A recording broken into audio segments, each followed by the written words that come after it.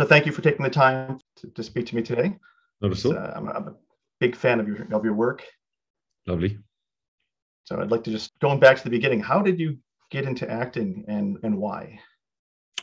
How did I get into acting? I did a lot of plays at school, and my mother trained as a drama teacher, and her father was an engineer, but he did lots of amateur dramatics. So that was it was a hobby in the family. It was a family hobby thing, and I just liked it. I suppose I just felt happy on stage, and always wanted to be in the school play, and just sort of carried on throughout my teens, and and then I thought maybe I could do this for a living, and managed to get into drama school, and that was it. That's great. And why did you join Succession? I was looking. Well, the pilot just came my way, and I thought it was such a brilliant thing to read, and I was I guess I was looking for. I hadn't done a TV in the States. So that was a box I wanted to tick, and I'd just come off the back of a long series in the UK, and it seemed it was a different thing. I hadn't played an American on camera before, so that was a new thing, and but the script was amazing. So I thought, if I can be part of this, I'll be very happy. So you work on the assistant is just incredible. A small role that if you talk about the film, everyone mentions that scene. Yeah. It's a great scene. Yeah, it's fantastic. Fantastic writing, fantastic performance by both of you. And then you're Mr. Percy, of course, in Pride and Prejudice. You were on M16 and Spooks and so many other series. What do you try to bring to each role? I don't try and bring a particular thing. I just sort of have a bash and hope for the best, and every role is different. So you sort of just,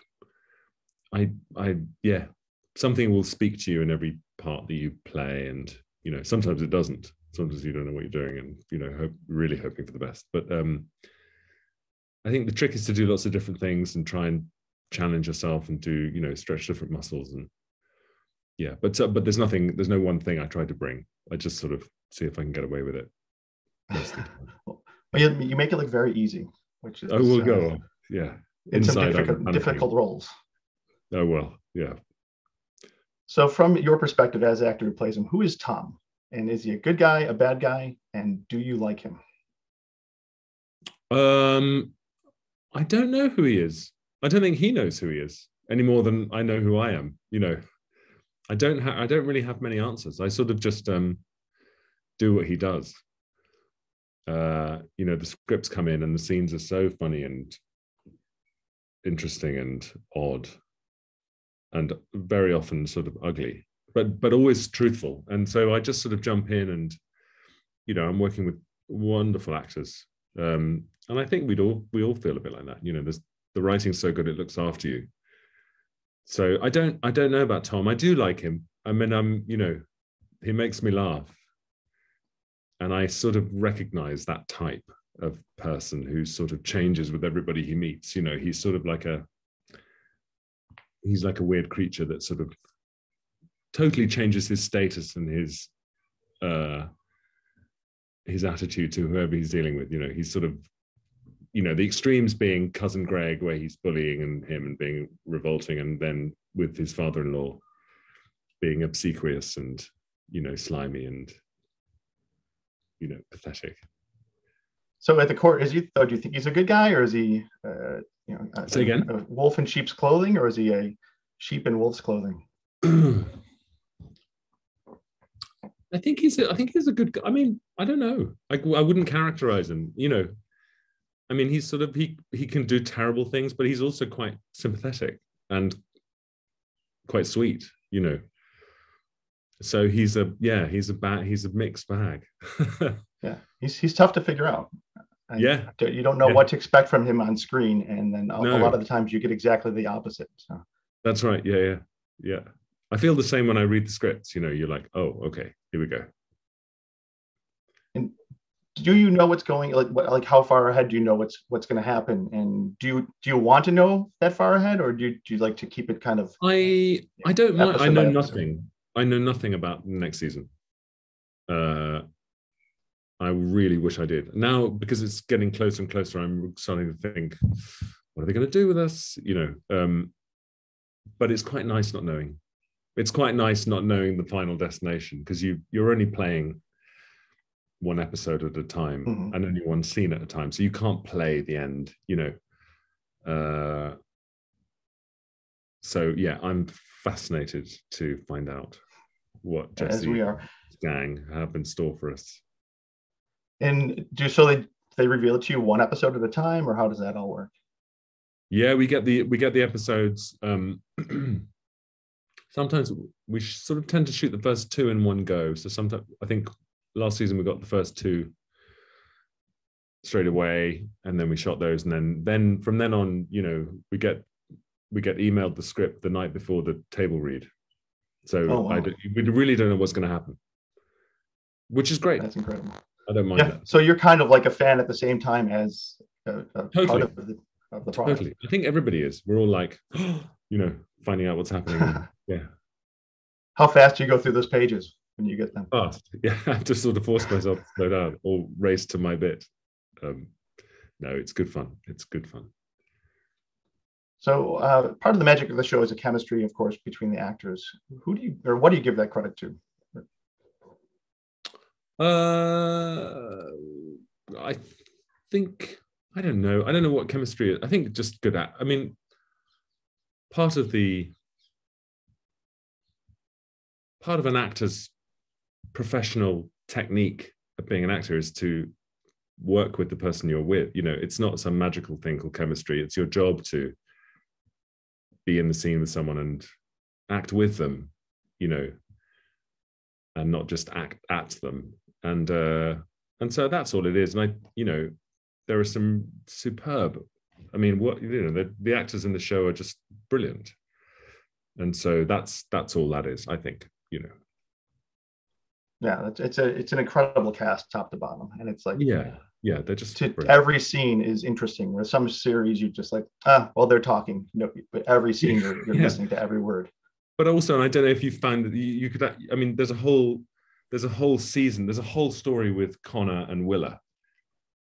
That's a whole thing on its own. And then you want, and Kieran's character, and Roman and Jerry. That's another whole series just for them. It's sort of fascinating. Yeah, it's very, very deep. Like you can talk about the family, but then every character has their own kind of craziness going on. That's right. In a family of ethically questionable characters, where does Tom rank? I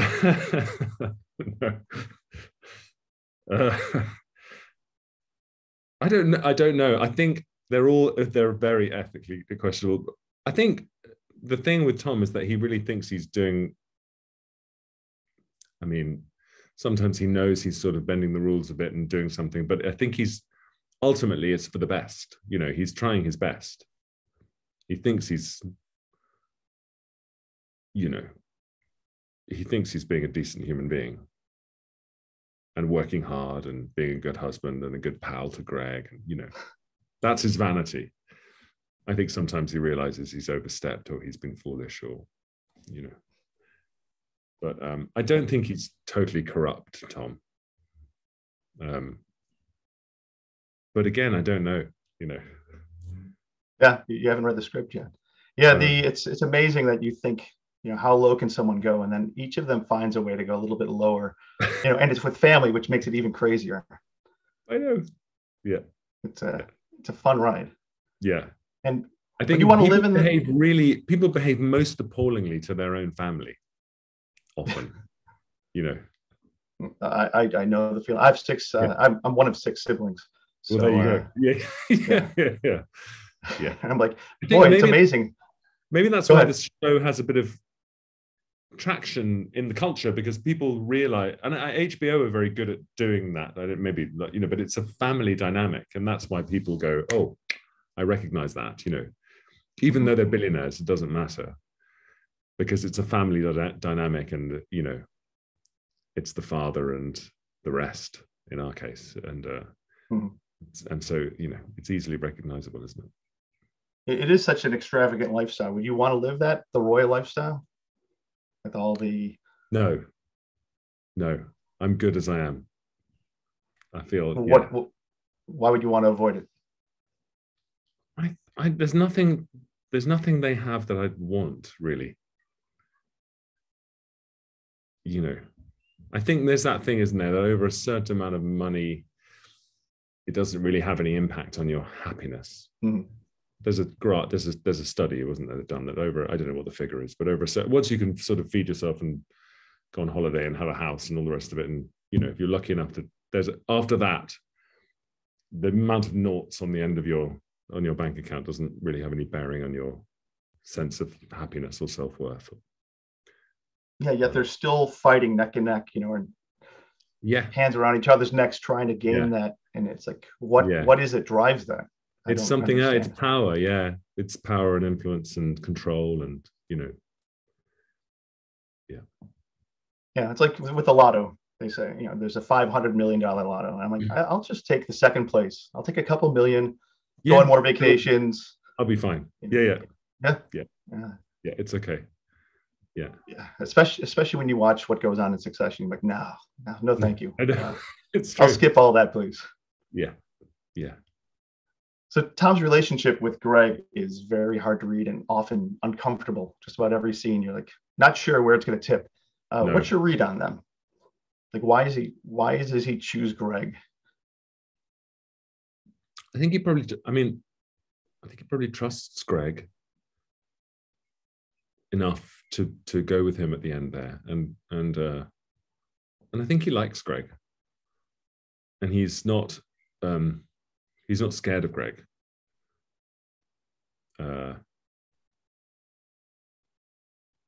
And he's sort of, and he's scared of the brothers, and he's certainly scared of his father-in-law, you know. And he feels he's been let down by his wife, and you know, I don't know. It's fascinating. It's fascinating with Tom and Greg. It's the gift that keeps on giving for Nick and I, and because it's so funny. It's so funny and so interesting and odd. But any of that improv, or is that all scripted? And Greg goes with him. Greg says, "Okay, yeah, I'll give it a." He's like the puppy that's just following you around. You're like, beat it, and he just keeps turn around. There he is behind you, I know. 5 feet behind. Yeah. I don't know why he does that, but they do, and it seems to work. So you know, it works, and you just love watching it. It's like, and then you hate yourself for enjoying it. This is not a healthy relationship. I know. Yeah. Why do I love it so much? Yeah. So speaking of uncomfortable relationships, you work with Brian Cox, who seems so intimidating. Is he just as scary on set as he is when he's playing Logan? No, he's not scary at all. He's lovely. No, he's a sweetheart. He's the nicest man in the world. I've known Brian for ages and ages. We did a film maybe 20 years ago, and I've sort of bumped into him over the years. But yeah, no, he's a delight. Yeah, he definitely looks like somebody that if you decided he wanted to scare you, he could just give you a look and you'd be like, okay, I'll back away. Like, I'm sure fans are like, there's far too few Brian Cox autographs out there because everyone's afraid to walk up to him. People's afraid, fuck off. But he's great. It's great playing. I mean, it's sort of, he's so brilliant as Logan Roy. That what's wonderful is that it's not a great leap of the imagination to play again with him as Tom, because it's easy to be, it's the same with all of the, it's great Tom and Brian, because I feel myself as Tom getting scared in front of Logan. It's great. And Nick says the same thing. You don't want to disappoint him. Yeah, exactly. So what is the energy like on set between you? There's such a great cast, and you get to kind of dabble with everybody. What's the energy like on the set? It's lovely. It feels very relaxed. It's very playful. It's not a stressful set. It's not the pressured set. We all get on and we have a giggle. And there's a lovely continuity with the crew. Much of the same crew has been there since the word go. So that's a really nice, it's a lovely reunion when we come back together. The camera operators and the props department and the makeup and hair, and so it's lovely. That's really good. Yeah, and the scenes are so interesting and fun, and also so the scenes are often so long. So that's a real treat to play those long scenes. It's not sort of lots of little actors broken up into bits doing tiny 1/8 of a page here. They're sort of 8-9 page scenes with a lot of us. So it's exciting. Is there one actor or character that you like playing against most? Besides Greg? No, I do probably most of my stuff with Nick and Sarah. But no, it's great. I mean, it's sort of lovely. It's so fascinating because Tom, and particularly with Tom, because he's such a sort of shapeshifter, that he's very different with everybody. So, I don't have much to do with Kendall. So playing the scenes with Jeremy in the diner last year was a treat. We enjoyed that because it doesn't always, that hasn't happened. We'd never had a little, so that was great fun. Doing bits and pieces with Alan. Kieran is very hard to work with because I just crack up. Especially when we're improvising, he's so quick, he's deadly. So he just gets me every time. And everyone. How much improvising is there on set? There's a bit. There's not as much as you might think, but because it's all pretty scripted. But there's now and again there's a bit, and we usually get, we'll do a couple of takes, and then the director will say, "Okay, you have a freebie," and so we can sort of have one for fun. And sometimes they'll use bits of that, and sometimes not, and so we'll do a bit of improvisation there. And do you have a moment that you improvise that you enjoy, that you're glad to make the final cut? I'm sure there are bits, and nothing springs to mind right now because it all sort of goes into the pot. There's little moments with me and Nick and me and Sarah sometimes that are sort of improvised at the time, but I can't remember what they are. Well, you're very spoiled. You got great writing, great cast, great character. I know. Yeah. It's a treat. I'm a lucky boy. Got to be pretty happy where that your career has taken you here, and you've earned it with all the all the work you put in over, was it 20 years now? 20 plus years? Yeah, 25 years, yeah. 25 years. I'm not good with math, but I knew it somewhere around there. Yeah. So, is there a favorite part of the series or of your character to date? Is there something that stands out? In Succession? Yes. I loved what did I love? I loved the stuff I've loved all of it, really. I mean, it's a boring answer, but it's truthful. But I loved the stuff on the yacht. I thought that was great fun. Those big scenes, and the scene with Sarah on the little island. And I really loved the scene with Nick with the Nero and Sporus thing in his office, in his terrible office I go and talk about. Did you enjoy in a heartbeat? Did you enjoy celebrating by taking out that office equipment off? Oh yeah, it's good fun. It's great therapy. No CGI there. That was all real. Nope. No,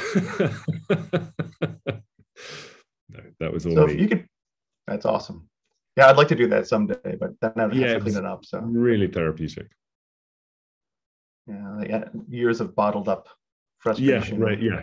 Yeah. Just take it all out. If you could play one other character, I'm sorry. Go ahead. No, I said I slept very well that night. Great. That's awesome. And if you could play one other character in the series, no matter who it is, which one would it be? For whatever reason, the challenge of it or just the writing? I don't know, because it's a really good question, but hard to answer because I can't imagine myself as any, because they're all so indelible. I don't know. I'd like to play, I'd like to sort of fast forward 20 years or, and play a Logan Roy type figure, the sort of mad, scary patriarch, just because it would be fun and it's so different from, but there's nobody now that I would like to step, because I can't imagine it. But maybe when I'm Brian's age, to do something like that would be good fun. Do you think that Tom can evolve into a Roy? A Logan Roy? Maybe. I think they've got the potential to. I don't know. It's interesting, isn't it? Because there's a sort of philosophical thing about whether people actually do change or whether they can change, or whether he'll always be sort of, but I don't know. I'd be fascinated to find out where he goes. Yeah, I'm fascinated to see where they all go. I'm sure some of them will be prison, I'm guessing, but overall, you want to know, who is there redemption coming down the line for some of these characters, or is it all going to be this kind of sinking ship? Because it has very negative vibes, but you want to be hopeful that these characters that we somehow like, even though they're not the nicest people, are going to have a happy ending. Yeah, it might be this sinking ship scenario. Yeah. I don't know. Yeah, it's all fascinating. Yeah. So out of all the characters that you've played, which one are you most recognized for? Oh, probably. Well, it's always at the moment. I mean, the moment is Succession. It seems, just because it's on and streaming and all the rest of it. And Mr. Darcy, but that was almost 20 years ago. Don't know, if you've been on TV, then everyone sort of double takes, and then it dribbles away, and then people stop looking at you, and then you're on TV again, and so it sort of ebbs and flows a bit. But at the moment, it's we were in Iceland a while ago, and in the middle of nowhere, and someone came up and said, we were hiking in Iceland, and someone said, oh my God, it's Tom. And it's like the wilderness. We're in the middle of, like, on the moon. And yeah. Were they talking about M16 Tom or Succession? No, Succession Tom. Yeah. Yeah. Is there anything about the series that you think would surprise people to learn, as about the process or just stuff on set? I think everyone would be surprised at how laborious filming is. Maybe people know more, but it takes a long time. It takes many, many hours to film a few minutes of story. So, and you're filming little moments. Often the question is, how do you prepare, or how do you get into character on this? But actually, you're just playing little moments of action. You're not playing great feelings and arcs of character. You're just doing little bits and pieces. So it's an incremental process, I find, especially shooting something different on stage, or but yeah. Yeah, there's a lot of editing too. There's a lot of reaction shots, because you're seeing everybody's take to everything that happens, and they're all different perspectives. Exactly, and you'll watch something back and you won't recognize, because just a music cue can change an entire scene, or looks that you didn't know you were giving, or people's reactions to you, and it's really out of your once you've walked off set, it's out of your hands, and that's how it should be. You sort of do your bit. You're a part of the puzzle. But it's got to be great to see it all come together. Yeah, it's great. It's great.